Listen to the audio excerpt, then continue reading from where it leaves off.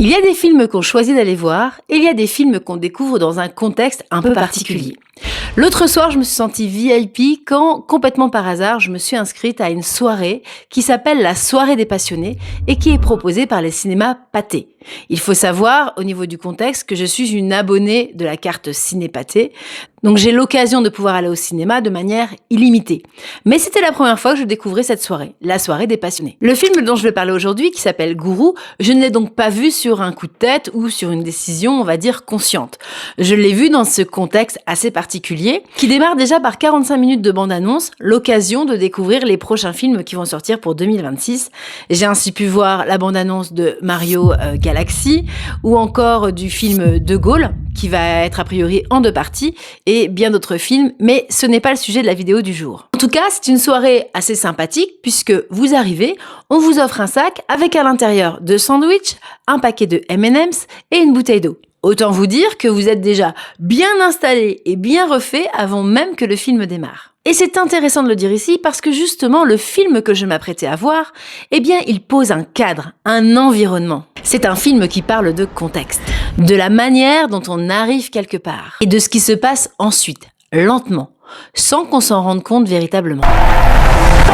Les réseaux sociaux, le porno, avec quelques règles de vie, vous allez pouvoir faire comme moi. Gourou est un film français qui dure plus de 2 heures.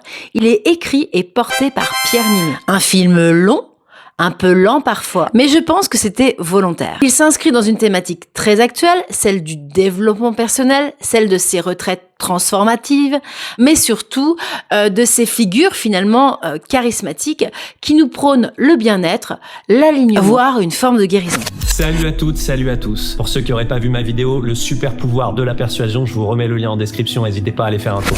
Dans Gourou, on suit donc un personnage charismatique, joué par Pierre Ninet, un coach qui anime des stages de transformation personnelle. N'y voyez là aucun jugement, mais forcément que ce film me fait penser à l'univers de Tony Robbins, aussi bien dans l'univers visuel que dans les tenues. Tony Robbins qui n'est autre qu'un entraîneur, mais également un coach en développement personnel américain. C'est une de ces figures emblématiques et charismatiques du milieu. Autour de lui, des hommes et des femmes arrivent avec ce qu'on porte tous à un moment ou à un autre de notre vie, à savoir des blessures, des traumas, une fatigue intérieure, un besoin de sens. Rien d'extraordinaire au fond, rien de honteux non plus. Le film montre progressivement comment un cadre bienveillant peut devenir finalement un cadre de dépendance émotionnelle.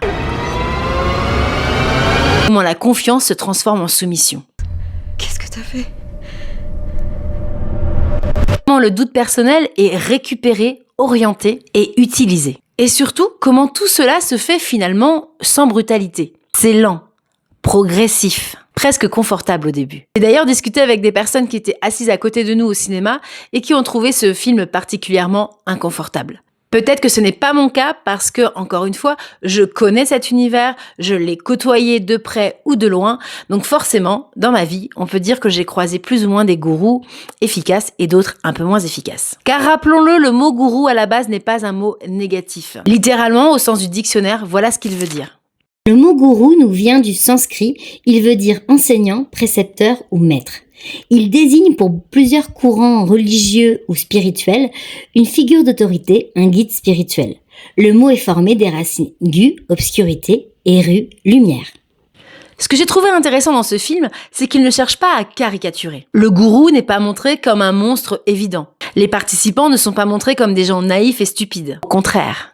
Le film montre en effet quelque chose de beaucoup plus dérangeant. La manière dont des personnes intelligentes, sensibles, sincères peuvent glisser petit à petit dans une forme de dépendance et une forme d'emprise psychologique. Dans le monde du bien-être, on parle très souvent d'élévation, d'éveil, de guérison, mais on parle un peu moins souvent de cette dépendance, de ce transfert d'autorité, de la perte de discernement. Honnêtement, j'ai trouvé le film très intéressant. Et je peux comprendre qu'il est inconfortable pour certaines personnes.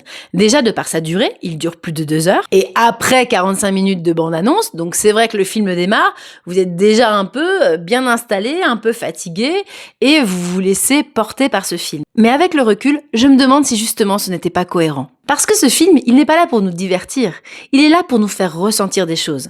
La lenteur, tout d'abord, l'attente, et la confusion parfois. Il n'est vraiment pas là pour nous divertir, il est là pour nous placer dans un état. Et cet état, quelque part, il ressemble à ce que doivent ressentir les personnes qui sont sous emprise. On doute, mais pas assez pour partir. On sent un malaise, mais on rationalise. Et finalement, on reste. Le film Gourou ne dit pas que le développement personnel c'est mauvais.